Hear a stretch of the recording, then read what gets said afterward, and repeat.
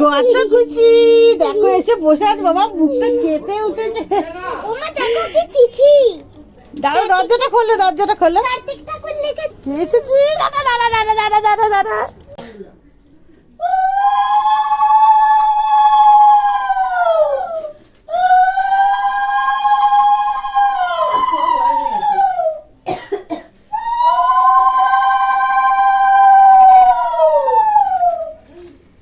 চলে এসেছে আমার পোলা